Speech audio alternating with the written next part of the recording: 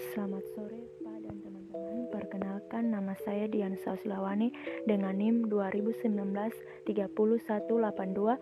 Di sini saya akan membahas gambaran umum sistem informasi akuntansi dengan mata kuliah pengantar sistem informasi. Di bagian bab pertama, pengertiannya adalah sekelompok unsur yang erat berhubungan satu dengan yang lainnya yang berfungsi bersama-sama untuk mencapai tujuan tertentu. Sistem informasi adalah sebuah sistem yang memproses data dan transaksi guna menghasilkan informasi bermanfaat untuk merencanakan, mengendalikan, dan mengoperasikan bisnis. Sistem informasi akuntansi atau disebut SIA adalah sebuah sistem informasi yang menangani segala sesuatu yang berkenaan dengan akuntansi. Selanjutnya, akuntansi sebagai sistem informasi dan perkembangannya. Dilihat dari bahasa bisnis, setiap organisasi menggunakannya sebagai bahasa komunikasi saat berbisnis, seperti saat terjadi pertukaran barang dengan sejumlah uang dalam akuntansi dapat diistilahkan sebagai menjual atau membeli. Istilah akuntansi lainnya misalnya biaya, harga pokok, barang jual, laba atau rugi, dan lain-lain. Secara mendetail, pengertiannya dibahas dalam akuntansi atau teori akuntansi. Selama era agraris, para petani menggunakan sistem akuntansi untuk mendapatkan informasi tentang harga pokok hasil pertanian yang mereka jual. Penggunaan istilah sistem dalam sistem akuntansi di atas, penekanannya lebih banyak kepada adanya prosedur atau proses akuntansi yang terintegrasi di antara sub-sub sistem akuntansi. Baik.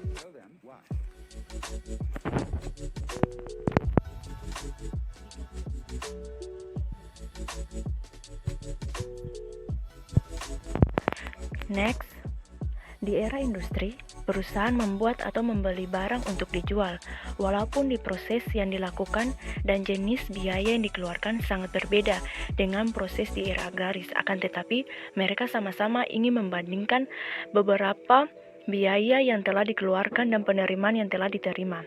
Secara tradisional atau zaman dahulu, akuntansi didefinisikan sebagai seni bagaimana mencatat, mengelompokkan, meringkas, dan melaporkan transaksi atau peristiwa bisnis, dan sistem akuntansi merupakan integral dari prosedur-prosedurnya. Next, walaupun telah menggunakan komputer, konsep sistem dalam sistem akuntansi di era ini juga belum begitu berkembang. Pemahaman sistem dalam sistem masih tetap digambarkan hanya sebagai jaringan prosedur atau proses akuntansi yang saling berhubungan satu sama yang lain untuk mencapai suatu tujuan, yaitu menghasilkan informasi akuntansi yang diperlukan oleh pemakai internal dan eksternal dalam mengambil keputusan. Selanjutnya, hubungan prosedur atau sistem akuntansi dengan prosedur atau sistem operasi perusahaan. Gambarnya seperti ini atau prosedur atau saham. Dalam konteks sistem akuntansi, sebagai jaringan prosedur, faktor manusia sangat dominan sehingga benar tidaknya prosedur tersebut diterapkan sangat tergantung kepada manusia yang melaksanakannya. Perbedaan yang terjadi antara sistem akuntansi yang dirancang dengan kejadian sesungguhnya dalam proses perusahaan sehari-hari sering dipecahkan melalui kebijakan manajemen secara parsial tanpa dilakukannya menyempurnakan terhadap rancangan sistem akuntansi yang ada secara keseluruhan, sehingga lama-kelamaan sistem akuntansi yang diterapkan untuk membantu operasi perusahaan sering sangat jauh sekali berbeda dengan rancangan sebelumnya. Subsistem akuntansi pokok berbasis komputer atau disebut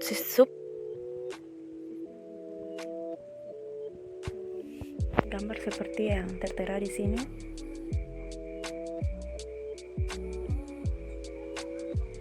Subsistem akuntansi penerimaan berbasis komputer atau yang disebut subsistem informasi akuntansi penjualan atau CAS. Teman-teman bisa lihat gambarnya seperti ini dan juga ada perbedaan pada gambarnya yang sebelum. Selanjutnya, sistem informasi akuntansi dan organisasi perusahaan. Akuntansi pada dasarnya merupakan sistem informasi yang membedakan akuntansi sebagai sistem informasi dengan sistem informasi perusahaan lainnya. adalah sistem informasi atau kata lain akuntansi atau disebut juga sebagai sistem informasi akuntansi hanya berkaitan dengan fungsi akuntansi dalam mengolah data tentang aktivitas organisasi perusahaan yang memiliki nilai ekonomi. Jadi sistem informasi akuntansi atau SIA hanya mengolah data yang memiliki dampak ekonomi. Melihat akuntansi sebagai bahasa bisnis dan sistem informasi, maka SIA sangat diperlukan oleh organisasi perusahaan. Bagi suatu perusahaan, SIA dibangun dengan tujuan utama untuk mengolah data akuntansi yang berasal dari berbagai sumber menjadi informasi akuntansi yang diperlukan oleh berbagai macam pemakai untuk mengurangi risiko saat mengambil keputusan. Fungsi atau peran SIA. Yang pertama teman-teman, mendukung aktivitas sehari-hari perusahaan. Yang kedua, mendukung proses pengambilan keputusan. Yang ketiga, membantu dalam memenuhi tanggung jawab pengelolaan perusahaan.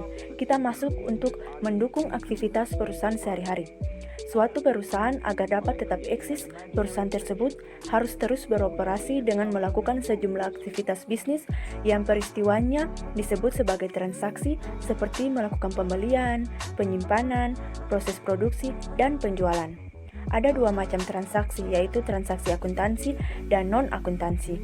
Transaksi akuntansi adalah kejadian atau transaksi yang dilakukan oleh perusahaan yang berakibat adanya pertukaran antara sesuatu yang memiliki nilai ekonomi bagi perusahaan tersebut. Seperti peristiwa terjadinya penjualan dan pembelian barang oleh perusahaan merupakan contoh dari transaksi akuntansi.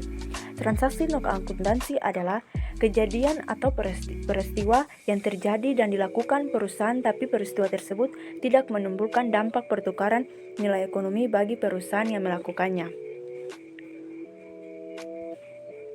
Mendukung proses pengambilan keputusan.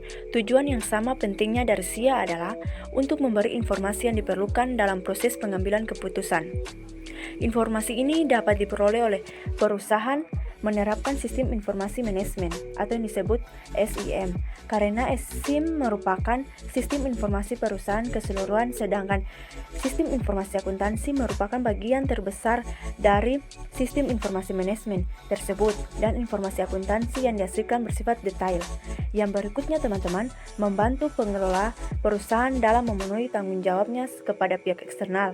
Setiap perusahaan harus memenuhi tanggung jawab hukum. Salah satu tanggung jawab penting adalah keharusannya memberi informasi kepada pemakai yang berada di luar perusahaan atau stakeholder yang meliputi pemasok, pelanggan, pemegang saham, kreditor, investor besar, serikat kerja, analisis keuangan, asosiasi industri, atau bahkan publik secara umum. Yang berikutnya, mengolah data transaksi tersebut. Data yang sudah dikumpulkan dan dimasukkan ke dalam sistem informasi akuntansi melalui komputer biasanya mengalami serangkaian pengolahan baik secara batch maupun secara online agar bisa menjadi informasi yang sesuai dengan kebutuhan. Yang berikutnya, mengelola data transaksi tersebut. Data yang sudah dikumpulkan dan dimasukkan kepada sistem informasi akuntansi melalui komputer biasanya mengalami serangkaian pengelolaan baik secara batch maupun secara online agar bisa menjadi informasi yang sesuai dengan kebutuhan. Yang berikutnya, teman-teman, pentingnya informasi bagi organisasi perusahaan. Di era informasi saat ini, teman-teman bisa lihat informasi sangat berperan di segala aspek kehidupan umat manusia, baik secara diri sendiri maupun secara organisasi atau berkelompok. Informasi juga berfungsi sebagai perekat suatu organisasi.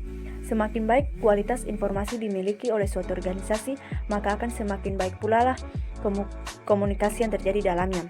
Selain semakin terintegrasi atau solidnya suatu organisasi, informasi berkualitas akan meningkatkan pula kualitas pemahaman para pengelola organisasi tersebut. Melihat peran informasi yang begitu tinggi bagi organisasi, maka organisasi menjadi sangat tergantung kepada sistem informasi, dan mereka memperlakukannya informasi sebagai sumber daya yang sangat berharga dalam menghindari risiko, sehingga turut menentukan dapat tidaknya suatu organisasi terus beroperasi. Selanjutnya, informasi dan rangkaian pengambilan keputusan. Teman-teman bisa lihat tabel yang saya sudah tampilkan. Sebagai contoh, perusahaan yang memproses bahan baku menggunakan tenaga kerja dan sumber daya lainnya menjadi suatu produk. Karena pengambilan keputusan mereka tugas manajemen, maka informasi akuntansi yang dihasilkan oleh sistem akuntansi saat ini harus menjangkau juga kepentingan manajemen agar manajemen perusahaan dapat perencanaan yang lebih baik dan dapat mengendalikan operasinya. Dilihat dari sisi informasi akuntansi dapat dikelompokkan ke dalam 3 kelompok. Yang pertama, berisi informasi yang menggambarkan aktivitas masa lalu yang disajikan dalam bentuk laporan keuangan seperti neraca dan rugi laba. Berisi informasi yang dapat menarik minat para pemakai informasi seperti laporan varian yang menggambarkan penyimpanan kinerja dari yang seharusnya. Informasi yang berkaitan dengan masa depan seperti forecasting yang melalui rencana tahunan, rencana, strategik, dan alternatif keputusan. Dilihat dari kualitasnya, maka secara umum informasi akuntansi memiliki 4 dimensi kualitas informasi, yaitu yang pertama teman-teman akurat, kedua relevan, ketiga tepat waktu, keempat lengkap. Dimensi tersebut dapat diperluas menjadi efektivitas, efisiensi, konfidensial, integritas, ketersediaan. Pemakai eksternal. Apa sih yang dimaksud dengan pemakai eksternal? Pemakai eksternal semua pihak yang terkait dengan perusahaan sehingga sangat tergantung kepada informasi akuntansi yang dihasilkan oleh sistem informasi akuntansi perusahaan. Informasi tersebut bervariasi teman-teman dalam jenis dan bentuknya seperti pemasok, pelanggan, pemegang saham, badan pemerintah, serikat pekerja, investor besar, kreditur, dan pemakai eksternal lainnya. Pemakai internal. Pemakai informasi akuntansi internal meliputi manajer di berbagai tingkatan dan bagian dengan fokus pada manajer operasional. Informasi akuntansi yang disajikan terhadap pemakai internal sangat tergantung kepada singkat manajemen dan bagian di mana manajer tersebut bekerja. Berikutnya, kebutuhan informasi berdasarkan tingkat manajemen organisasi. Teman-teman bisa lihat tabel tersebut dan atas gambaran di atas menunjukkan adanya perbedaan dalam bentuk informasi yang dibutuhkan di berbagai tingkat manajemen suatu organisasi. Sebagai contoh, manajemen puncak umumnya lebih memperhatikan rencana strategis, jangka panjang, dan pengendalian. Laporan keuangan untuk manajemen puncak kebanyakan berisi akumulasi dan ringkasan dari akun tertentu seperti total penjualan. Manajemen tingkat menengah menerima informasi yang relevan dengan bagian di mana mereka ditempatkan seperti total penjualan untuk departemen A. Sedangkan manajemen pada tingkat paling bawah seringkali berurusan dengan bentuk informasi yang sangat detail seperti data transaksi. Selanjutnya kita masuk pada sistem database bersama. Di sini saya sudah tampilkan tabel ini, teman-teman bisa lihat.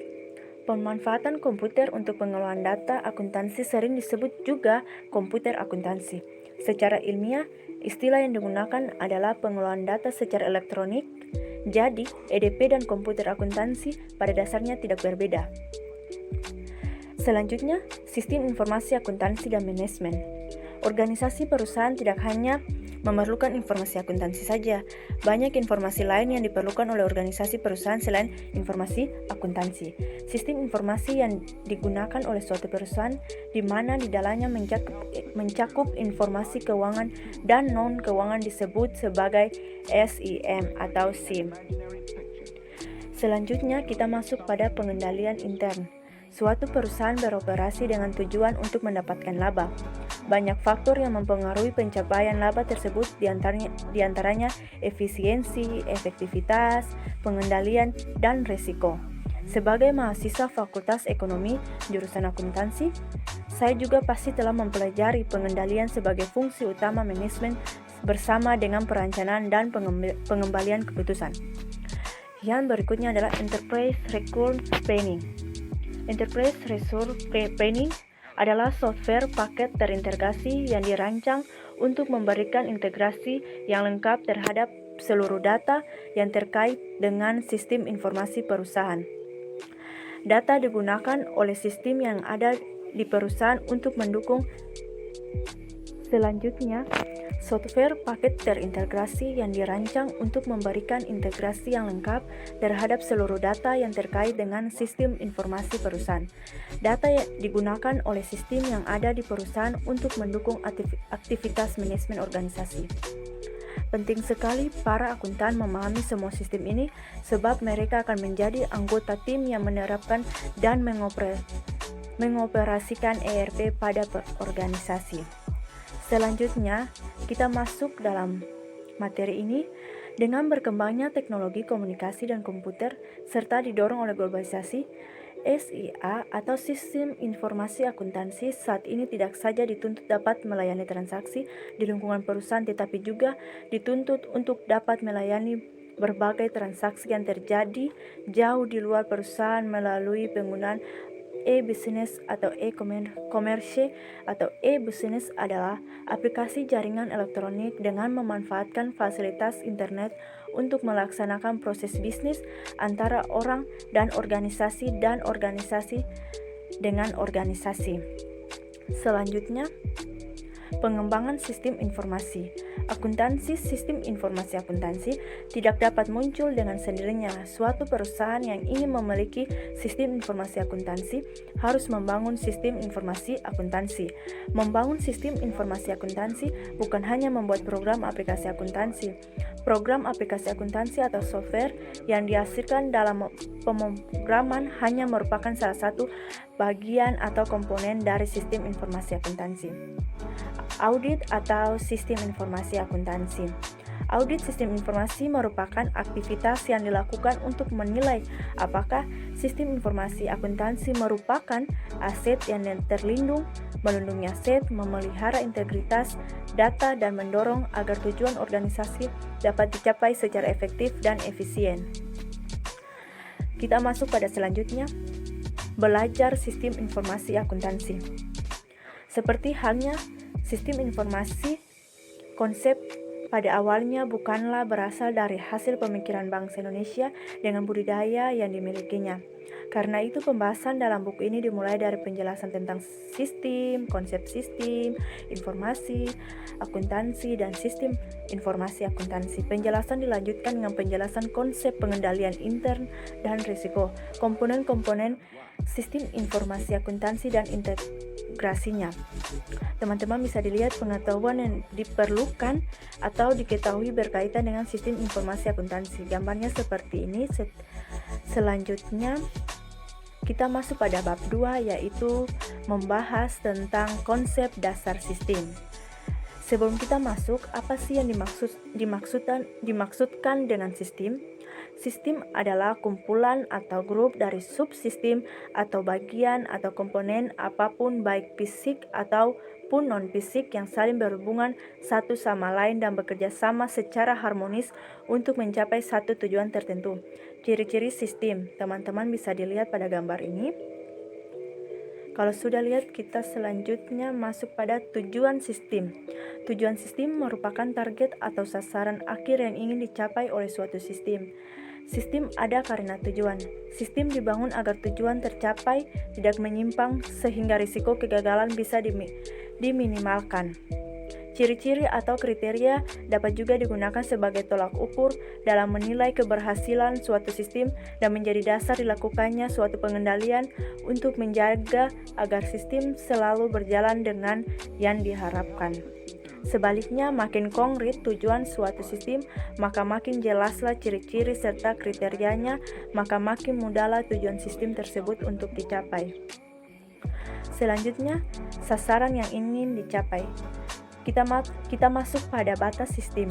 Batas sistem merupakan garis abstraksi yang memisahkan antara sistem dan lingkungannya. Batas sistem yang mampu dibayangkan oleh seseorang akan sangat berbeda dengan batas sistem yang sebenarnya dalam dunia nyata. Karena itu, batas sistem ini akan memberikan konsekuensi yang buruk seandainya dipaksakan untuk sama bagi setiap orang, sebab selain akan menghambat kreativitas pelaku, sistem juga akan memperlambat evolusi dari sistem tersebut. Kita masuk pada subsistem. Subsistem merupakan komponen atau bagian dari suatu sistem. Subsistem ini bisa fisik atau abstrak. Hubungan dan hierarki sistem. Hubungan sistem adalah hubungan yang terjadi antara subsistem dengan subsistem lainnya yang setingkat atau antara subsistem dengan sistem yang lebih besar. Sedangkan hubungan horizontal menunjukkan hubungan antara subsistem dengan subsistem lainnya yang setingkat. Hubungan sistem ini sangat menentukan terhadap keberhasilan suatu sistem karena dapat suatu sistem, katakanlah sistem perusahaan, bagaimana tujuan sistem dapat dicapai kalau bagian-bagian sistem yang ada di dalamnya tidak dapat berhubungan baik atau bekerja sama. Hubungan sistem ini pada dasarnya adalah hubungan antara manusia dalam sistem tersebut. Kita masuk dari input, proses, dan output. Ciri lain dari suatu sistem adalah melihat sistem dari sudut fungsi dasarnya yaitu input, proses, dan output. Fungsi ini juga menunjukkan bahwa sistem sebagai proses tidak bisa berdiri sendiri, harus ada input dan output. Fungsi dasar suatu sistem, input, kita masuk ke proses, dan selanjutnya kita masuk ke output. Apa sih yang dimaksudkan dengan input? Input adalah segala sesuatu yang masuk ke dalam suatu sistem. Input ini bervariasi, bisa berupa energi, manusia, data, modal, bahan baku, layanan, atau lainnya. Kita masuk pada gambar probable input. Teman-teman bisa gambar seperti ini. Feedback adalah data atau informasi tentang kinerja output dari suatu sistem. Pengendalian. Feedback input merupakan sistem jenis ketiga. Input ini merupakan bagian output dari sistem yang sama yang digunakan sebagai kontrol. Negatif feedback input digunakan sebagai alat kontrol untuk memperkecil feedback. Selanjutnya kita masuk pada feedback dan pengendalian. Gambarnya seperti ini, teman-teman bisa lihat. Output. Output seperti halnya input mungkin berbentuk produk, servis, informasi dalam bentuk print out, komputer, atau energi seperti output dari dinamo. Output adalah hasil dari suatu proses yang merupakan tujuan dari keberadaan sistem. Seperti dijelaskan sebelumnya, output suatu sistem bisa menjadi input untuk sistem yang lain yang setelah diproses menjadi output yang lain. Selanjutnya kita masuk pada lingkungan sistem. Lingkungan sistem di sini teman-teman bisa dilihat terbagi atas 4. Yang pertama teman-teman, lingkungan. Apa sih yang dimaksud dengan lingkungan sistem? Lingkungan sistem adalah faktor-faktor di luar sistem yang mempengaruhi sistem. Dua lingkungan sistem tersebut terbagi atas 2 teman-teman. Yang pertama internal dan eksternal. Selanjutnya lingkungan eksternal adalah lingkungan yang berada di luar sistem. Dan lingkungan internal adalah lingkungan yang berada di dalam suatu sistem. Terakhir teman-teman, kita masuk dan membahas tentang konsep dasar informasi dan sistem informasi. Kita maksud pada data. Apa sih yang dimaksud dengan data? Data adalah fakta atau apapun yang dapat digunakan sebagai input dalam menghasilkan informasi. Data itu juga bisa berupa bahan baku, bahan untuk diskusi, pengembalian, keputusan, perhitungan, atau pengukuran. Saat ini dapat tidak harus selalu dalam bentuk kumpulan huruf-huruf, dalam bentuk kata atau kalimat, tapi bisa juga dalam bentuk suara, gambar, diam, dan bergerak baik dalam bentuk 2 atau 3 dimensi. Dan informasi. Informasi adalah hasil pengelolaan data yang memberikan arti dan manfaat. Jadi, informasi merupakan hasil dari pengelolaan data tersebut, akan tetapi tidak semua hasil dari pengelolaan tersebut bisa menjadi informasi loh teman-teman. Hasil pengelolaan data yang tidak memberikan makna atau arti serta bermanfaat bagi seseorang bukanlah merupakan informasi bagi orang tersebut. Dari uraian tentang informasi ini, ada 3 hal penting yang harus diperhatikan di sini, yaitu teman-teman, yang pertama, informasi merupakan hasil pengolahan data. Yang kedua, memberikan makna atau arti. Yang ketiga, berguna atau bermanfaat. Kita masuk pada hubungan data dan informasi. Dalam pengembangan sistem informasi, orang banyak terjebak dalam situasi di mana mereka mengumpulkan data terlebih dahulu tanpa tahu informasi apa yang diperlukan. Bila mau memasak, apa yang pertama harus ditentukan toh teman-teman? Pasti yang pertama adalah menentukan masakan apa yang mau dibuat, bagaimana memasak, dan bahan apa yang diperlukan. Demikian pula dengan sistem informasi. Yang pertama harus ditentukan dengan informasi apa yang diperlukan, kemudian bagaimana prosesnya. Dan yang terakhir adalah data yang harus dimasukkan, menentukan informasi apa yang diperlukan, bukan pekerjaan mudah berkaitan dengan tingkat kompetensi seseorang dalam menjelaskan tugasnya. Kita masuk pada berikutnya, yaitu fakta dan persepsi. Banyak faktor-faktor yang mempengaruhi makna dan arti suatu data. Akan tetapi, faktor utama yang mempengaruhi setiap data yang diterima adalah persepsi seseorang terhadap data tersebut.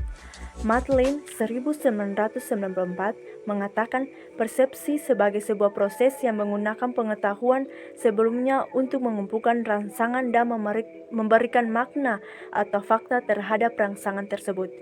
Yang kedua, pengenalan pola. Pengenalan pola meliputi aktivitas pengidentifikasian susunan yang kompleks dari berbagai macam rangsangan yang diterima oleh indera.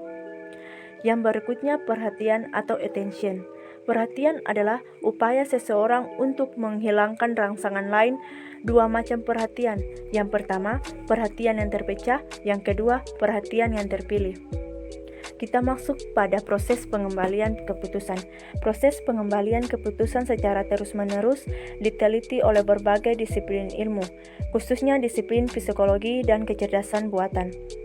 Kita masuk pada model Simon. Simon menganggap sebagai pionir dalam mengembangkan model pengembalian keputusan manusia yang dilakukannya pada tahun 1960-an bersama-sama dengan A. Newell. Keduanya pada tahun 1972 mengembangkan model dasar pengembalian keputusan manusia yang terdiri dari 3 tahap. Yang pertama, kecerdasan. Yang kedua, perancangan. Yang ketiga, pemilihan. Yang berikutnya, informasi dan pengembalian. Keputusan informasi pada tahap kecerdasan, informasi pada tahap perancangan, informasi pada tahap pemilihan. Kita masuk pada sistem informasi. Yang dimaksudkan dengan sistem informasi adalah kumpulan dari sub-sub sistem baik fisik maupun non-fisik yang saling berhubungan satu sama yang lain dan bekerja sama secara harmonis untuk mencapai satu tujuan, yaitu mengolah data menjadi informasi yang berguna. Sistem informasi menurut Loudon merupakan komponen-komponen yang saling berhubungan dan bekerja sama untuk mengumpulkan, memproses, menyimpan, dan menyebarkan informasi untuk mendukung pengembalian keputusan, koordinasi pengendalian, dan untuk memberikan gambaran aktivitas di dalam perusahaan. Sistem informasi menurut McKeown merupakan gabungan dari komputer dan user yang mengelola perubahan data menjadi informasi serta menyimpan data dan informasi tersebut. Kita masuk pada alat pengolah dalam sistem informasi.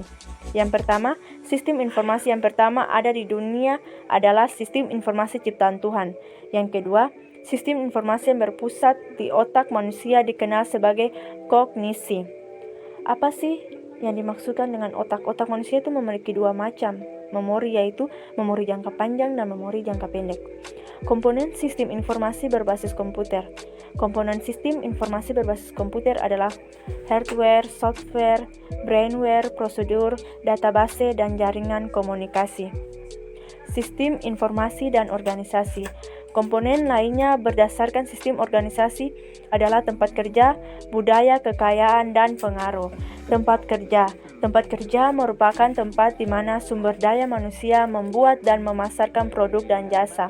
Sumber daya manusia bagian operasional. Sumber daya manusia operasional merupakan sumber daya manusia yang berhubungan langsung dengan proses produksi. Kita masuk pada budaya perusahaan. Budaya perusahaan merupakan cara-cara yang dilakukan oleh para karyawan dalam suatu organisasi yang dapat menjadi perekat sosial di dalam organisasi tersebut. Budaya menggambarkan bagaimana sumber daya manusia belajar untuk melakukan sesuatu di suatu organisasi. Budaya lama akan selalu bertahan dalam menghadapi sistem informasi baru. Kekayaan atau aset. Kekayaan perusahaan ada yang terlihat seperti mesin, uang, dan peralatan, dan ada yang tidak kelihatan seperti informasi paten dan hak cipta. Pengaruh. Pengaruh timbal balik yang terjadi di antara perusahaan dalam lingkungannya terjadi sebagai akibat adanya interaksi terus-menerus. Sekian dan terima kasih teman-teman. Semoga video ini bermanfaat bagi teman-teman. Jangan lupa like, comment, share, dan subscribe. Makasih.